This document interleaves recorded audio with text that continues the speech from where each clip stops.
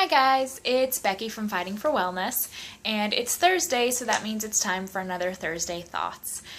Today I want to talk a little bit about fat, specifically consuming fat, and why the low-fat, no-fat craze is a terrible idea.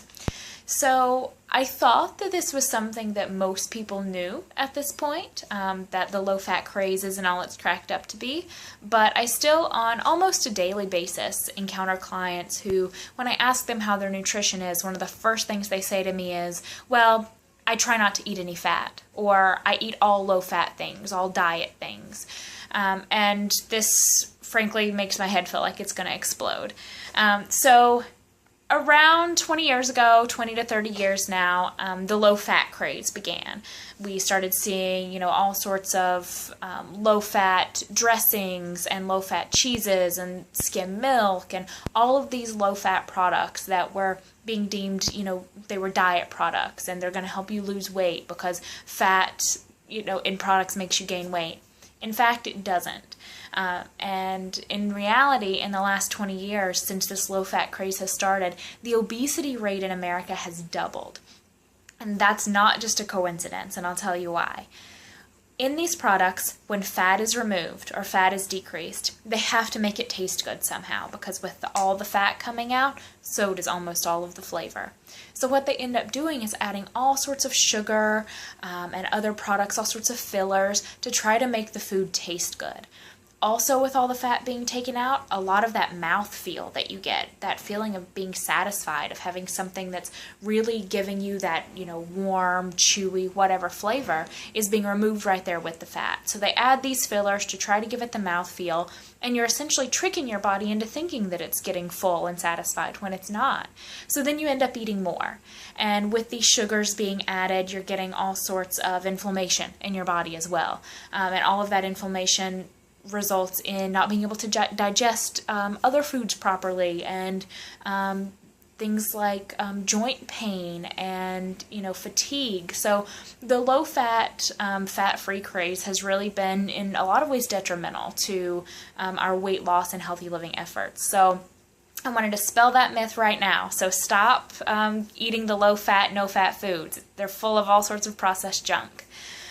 So another thing that I hear from people is that they're a little confused about what's healthy fat and what's not healthy fat. And for a long time, researchers were saying, well, regardless of whatever else saturated fats are terrible for you, and stay away from saturated fats because they raise cholesterol and increase the risk of heart disease. Turns out that wasn't actually based on any studies in humans, and we just kind of assumed that that was the case because saturated fats don't have any double bonds. Essentially, they're fully saturated. Their carbon atoms are fully saturated. So that being said, now that research has been done, there was a recent article in the British Medical Journal that has revealed that saturated fats aren't actually bad for you. While they do raise the sort of quote-unquote bad cholesterol, they also raise the good cholesterol.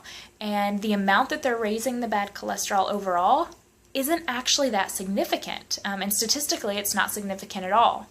So when we're thinking about saturated fats versus unsaturated fats, we really want to make sure that what we're getting the most of are the unsaturated fats. So that's, your olive oil, avocado. A lot of times when we think of fats and oils that are liquid at room temperature, those are going to be your unsaturated fats versus your saturated fats, which are solid at room temperature. Thinking about coconut oil, butter, those types of things. Again, you don't need to necessarily avoid the saturated fats. It's just eating more unsaturated fat than saturated fats. However, one big takeaway is that there is a type of fat that we really should be avoiding, and that's trans fats. So trans fats are produced fats.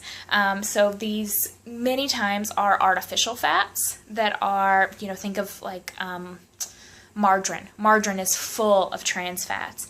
And the difference between trans fats and both saturated and unsaturated fat is that you can't actually break them down the same way that you do saturated and unsaturated fats. So your body really responds in a negative way to trans fats. And those are the fats that are going to cause the most problems in terms of heart disease, and, high blood pressure, those types of things. So really focusing on staying away from trans fats, but incorporating more of the healthy fats into your diet and routine. So if you have questions about what you should be eating and when you should be eating, my kind of go-to response is not to ever cut out full food groups. Fat is an essential macronutrient. Fats, carbohydrates, and proteins. So anytime anyone tells me that they're cutting out any of these macronutrients, I get a little concerned because your body needs all of them. It's really just about focusing on everything in balance, not necessarily in moderation, because I think that also encourages people to restrict their food, but really eating a balance of these macronutrients and making sure that you're getting your fats, getting your carbohydrates, getting your protein from healthy sources. So don't shy away from the fat. Incorporate it in. It can actually help you lose weight because your body is more satisfied. It can also help to boost your metabolism, particularly fat early in the morning. Getting your metabolism going, revving that up so that for the rest of the day you're really burning fat. Sorry about that, just had a quick interruption. But that said, just really focus on getting those fats in, get your metabolism going. They'll really help you feel satisfied throughout the day so that you're not feeling all snacky and bingey later on because you've been depriving yourself. So give it a try. Start integrating some of those healthy fats, and I'd love to hear how it goes for you. If you have any questions or if you have some experience to share with maybe taking out fats in the past and reintegrating them back in, I'd love to hear it. So this has been another Thursday Thoughts, and I hope you have a great day.